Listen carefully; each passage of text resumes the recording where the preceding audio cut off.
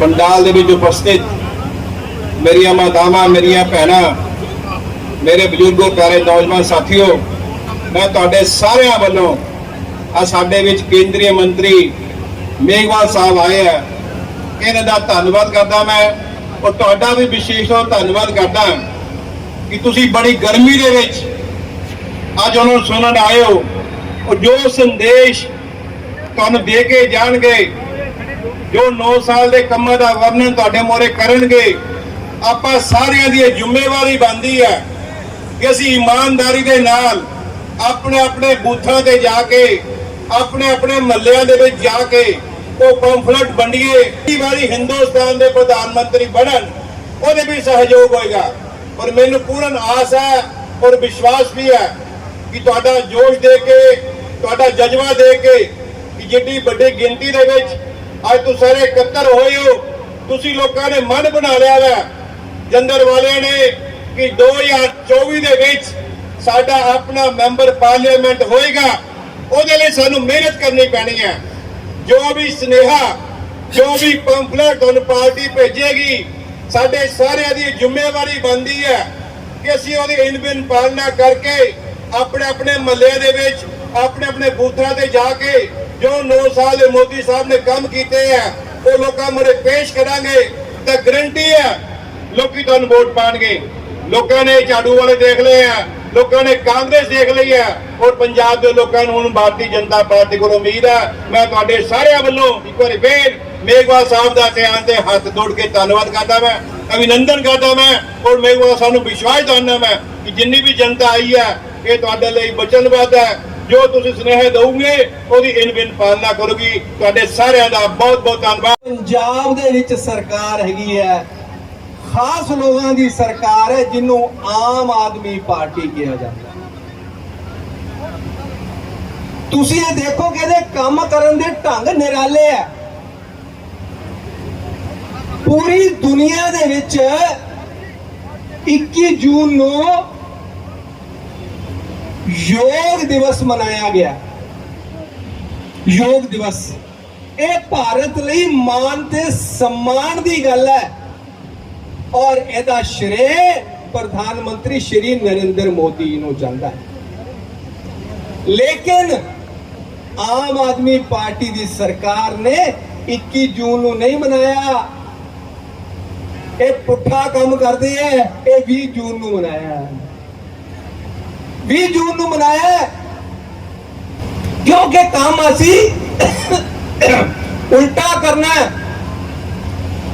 किसी दी बीवी आत्महत्या कर ली डुब के ते जिधर भाव सेगा उधर नहीं हो, जिधर उल्टा भाव से उधर लभन चला गया। कहंदा की कहंदा सारी उम्र पुठे काम कीती है, मरी भी पुठे पासे हुई है। ते यही हाल आम आदमी पार्टी दा हैगा। मोदी साहब ने ਜਿਹੜੇ ਵੱਡੇ ਉਪਰਾਲੇ ਕੀਤੇ ਨੇ ਉਹ ਸਾਰੇ ਜਨਤਾ ਦੇ ਸਾਹਮਣੇ ਆਉਣ।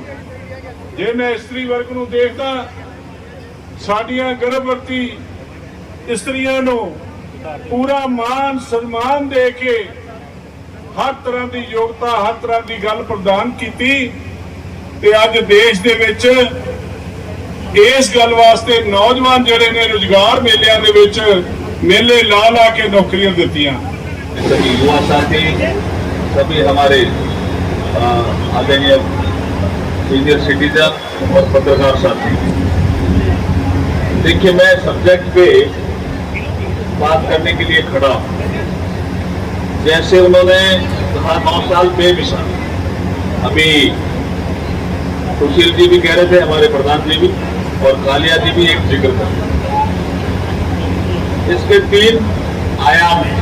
सेवा, दूसरा है सुशासन जिसको हम अंग्रेजी में गुड गवर्नेंस कहते हैं, और तीसरा है गरीब कल्याण। प्रधानमंत्री नरेंद्र मोदी जी की सभी नीतियों का सेंट्रिक पॉइंट गरीब है, सेंटर पॉइंट।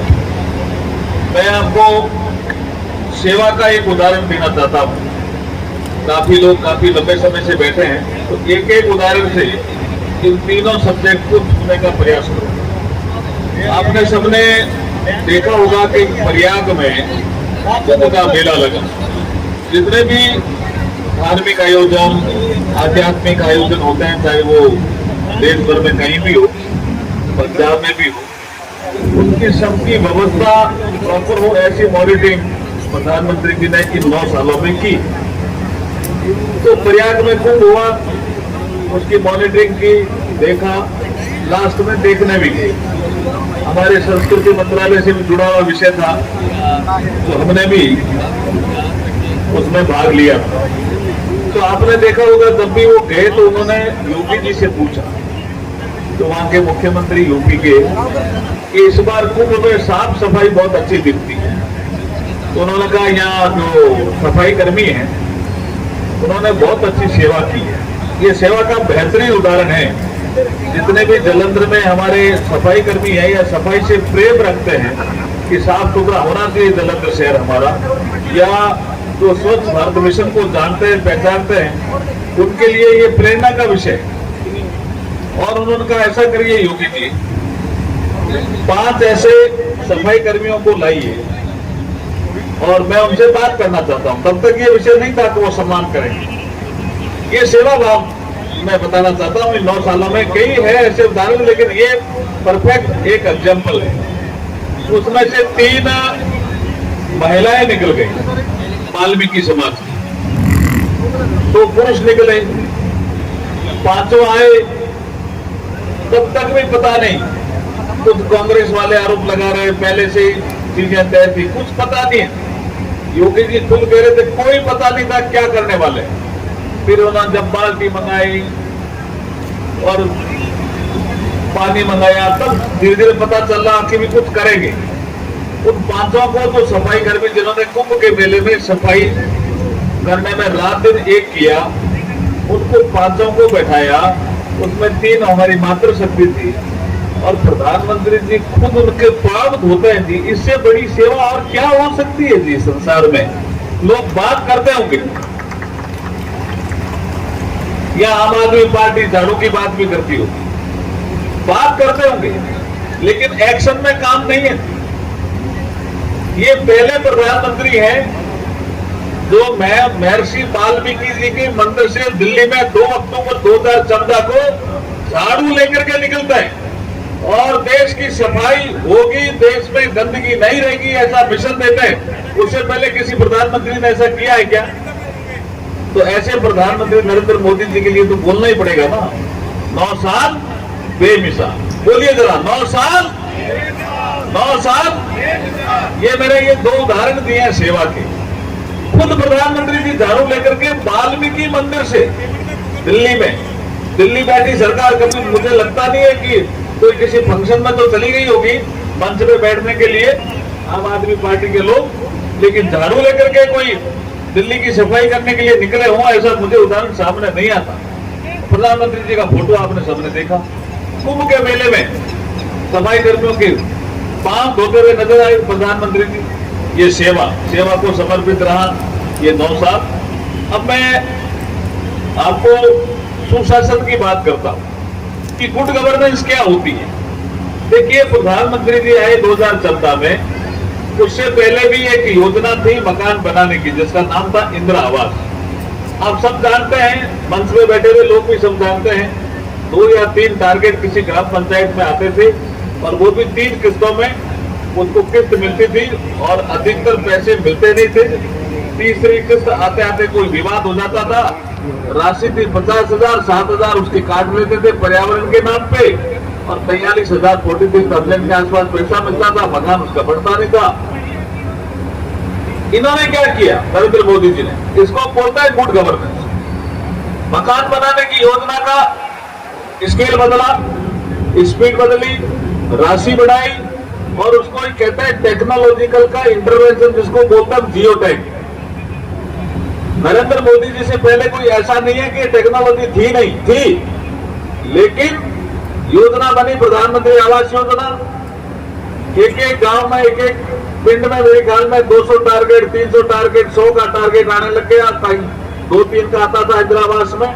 और उसके बाद जियो टैग से उन्होंने कहा कि जो आदमी मकान बना करके फोटो खींच करके भेज देगा, किसी वीडियो के कलेक्टर की यूटिलाइजेशन सर्टिफिकेट की जरूरत नहीं है, हम पैसा सीधा खाते में लाभार्थी के भेज देंगे। ऐसा ही प्रबंध उन्होंने प्रधानमंत्री आवास योजना में किया और जैसे ही उसने जियो टैग करके फोटो खींच करके भेजा, सेंट्रल प्रोसेसिंग यूनिट में वो प्रोसेस हुआ, पता चला 2 कमरे बन गए, बरामदा है, रसोई है, रसोई किचन है, और वो परिवार के लोग घूम रहे, इसका मतलब मकान बन गया और उसका पैसा सीधा दिल्ली से खाते में आ गया, जिसको बोलते हैं डीबीटी योजना, डायरेक्ट बेनिफिट ट्रांसफर।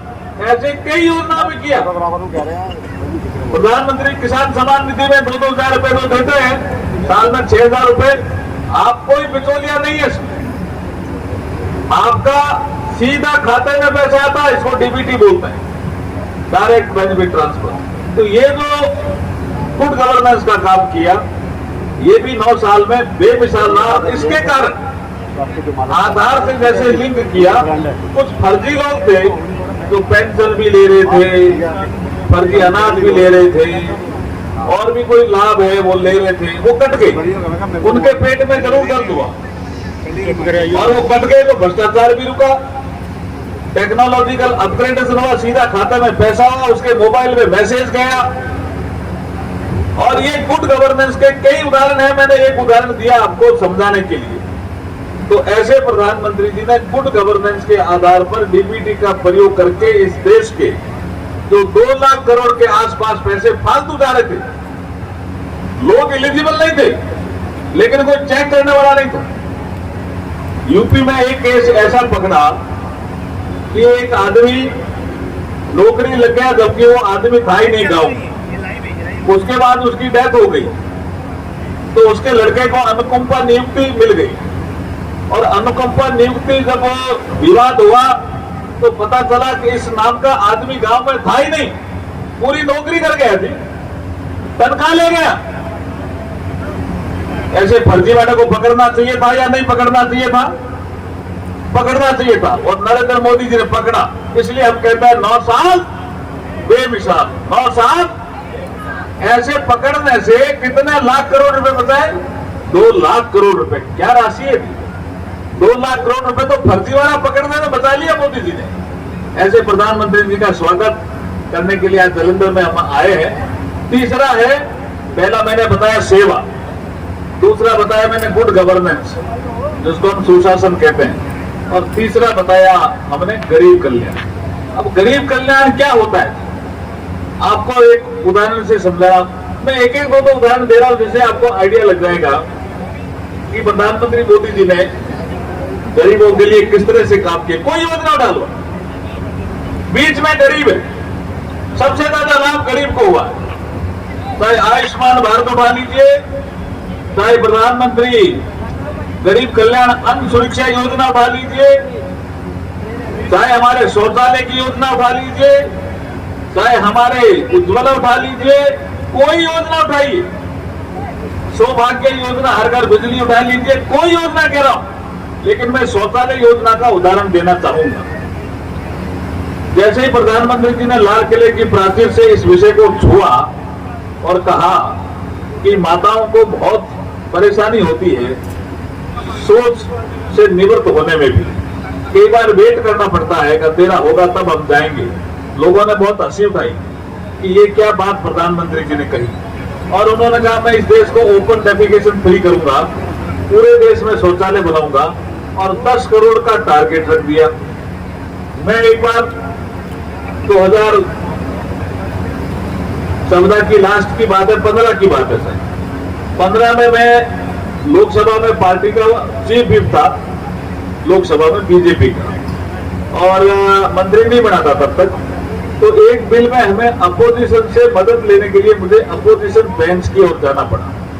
तो मैं बैठा हुआ आधी घंटे, और मैंने कहा भाई ये बिल आ रहा है, ये बहुत देश के लिए अच्छा बिल है, इसका अननेसेसरी क्यों आप विरोध करते हो? ऐसे हमारा फ्लोर मैनेजमेंट का काम रहता, उसके लिए गया। तो वहां एक कांग्रेस के मंत्री, जो पहले मंत्री थे, वो भी एमपी थे उस समय, वो बैठे थे। उन्होंने चैलेंज किया कि ये जो 10 करोड़ टॉयलेट बनाने का जो प्रधानमंत्री जी ने कहा, ये संभव नहीं, ये इम्पॉसिबल टारगेट उन्होंने हाथ में लिया है, it can not be achieve. मैं सुनता रहा, और उन्होंने ये भी कहा कि ऐसा नहीं है कि ओपन डेफिकेशन फ्री का काम हम नहीं करते थे, हम एक निर्मल ग्राम योजना होती थी, कोई ग्राम पंचायत अच्छा काम करती थी उसको इनाम भी देते थे, हम भी टारगेट रखते थे, किसी साल 50 लाख टॉयलेट बने, किसी साल 60-70 लाख बन गए। आप यार ज्यादा बनाना चाहते थे तो 1 करोड़ टारगेट रखते थे टॉयलेट बनाने का। 10 करोड़ पर इस देश में टॉयलेट बनते हैं क्या? ऐसे मेरे को चैलेंज कर रहे, मैं सुन के आ गया। आज मैं इस मंच में खड़े होकर के कह सकता हूं कि चाहे वो कांग्रेस के भूतपूर्व मंत्री चैलेंज कर रहे होंगे, प्रधानमंत्री नरेंद्र मोदी जी की सोच स्पष्ट थी। उन्होंने हर योजना का स्केल बदला, स्पीड बदली, टेक्नोलॉजिकल इंटरवेंशन किया। और आज मैं जब इस खड़े होकर के इस मंच से कह रहा हूं, प्रामाणिकता से कह रहा हूं कि प्रधानमंत्री नरेंद्र मोदी जी ने 11.5 करोड़ इस देश में टॉयलेट बना करके माताओं की सुरक्षा सुनिश्चित कर दी, उनका इज्जत सुनिश्चित कर दी। ऐसे नरेंद्र मोदी जी के लिए बोलना पड़ेगा भाई। 9 साल 9 साल ये इसी का ही आज का प्रोग्राम था। मेरे को अभी बताया गया था कि यहाँ की जो सरकार है आम आदमी पार्टी की, वो कानून व्यवस्था में बहुत पिछड़ गई, अपराध बढ़ गए, लूट होने लगी दिन दहाड़े। इनके जो मुखिया हैं अरविंद केजरीवाल, वो भी झूठ बोल करके सरकार में आ गए। उन्होंने पहले कहा मैं शपथ पत्र देता हूं कि मैं सरकारी मकान में नहीं रहूंगा। वो सरकारी मकान में नहीं रह रहे, सरकारी मकान को महलनुमा बना दिया। कितना झूठ बोल करके सरकार में आ गए। फिर उन्होंने कई बार कहा, मैंने भी सुना है कि मैं सरकारी गाड़ी यूज नहीं करूंगा। वो सरकारी गाड़ी भी यूज कर रहे हैं उनके मुखिया, भगवत मान साहब के मुखिया, तो वो तो अब झूठ बोलेंगे। तीसरा उन्होंने कहा मैं सिक्योरिटी नहीं लूंगा, पूरी सिक्योरिटी के साथ चल रहे हैं। तो ऐसे ही ये भगवत मान साहब यहाँ आ गए। अब इनको पता नहीं है संविधान सबके ऊपर है। सेंटर स्टेट रिलेशन में जिसका जिक्र कालिया जी कर रहे थे और कह रहे थे कि एक ऐसा बिल पास कर दिया कि जितने भी यूनिवर्सिटीज हैं उनके चांसलर गवर्नर नहीं होकर के मुख्यमंत्री होंगे। अरे भाई आपके बिल पास करने से क्या होगा? संविधान में व्यवस्था दी हुई है कि वो बिल राज्यपाल से अप्रूव होना चाहिए। अगर कोई बहुत ज्यादा विवाद आ जाता है, उसमें सेंट्रल लिस्ट का भी कोई सब्जेक्ट आ जाता है या कंकरेंट लिस्ट का भी कोई सब्जेक्ट आ जाता है, तो कई बार राष्ट्रपति जी को भी बिल भेजना पड़ता है। तो अभी आप सस्ती लोकप्रियता, कानून व्यवस्था तो आपसे समझती नहीं है, और सस्ती लोकप्रियता के नाते इस तरह के बिल ला करके विधानसभा में पास करके जनता को धोखा देना चाहते हो क्या? अब जनता समझदार हो गई है, अब धोखे में आने वाली नहीं है। 2024 के जो आम चुनाव आने वाले हैं लोकसभा के, उसमें भारतीय जनता पार्टी को ही प्रचंड बहुमत पंजाब में मिलने वाला है। जिस सीट पे हम बैठ रहे हैं जालंधर सीट भी हम जीतने वाले हैं। तो आज के इस प्रोग्राम में मुझे लगता है कि आपको बहुत देर भी हो गई है, देर तक आप रुके रहे। मैंने आपको ये बताने का प्रयास किया कि ये 9 साल बहुत बेमिसाल रहे हैं। एक विषय और जो कालिया जी ने टच किया था, या मुझे लगता है भंडारी जी ने टच किया होगा, कि योगा दिवस 21 जून है, पूरा संसार मना रहा है और 180 देश से ज्यादा के प्रतिनिधि मोदी जी के साथ योगा कर रहे हैं। क्या देखिए सीन है। और पंजाब में 21 जून को योगा नहीं हुआ, 20 को कर लिया। अरे भाई 21 जून निर्धारित है ना। भारत का मान सम्मान बढ़ाना हर राज्य सरकार का फर्ज रहता है। जब अंतर्राष्ट्रीय कोई घटना होती है तो ये अंतर्राष्ट्रीय दिवस था। आपको 20 का करना तो 20 का करते हैं, 21 को तो मनाते हैं।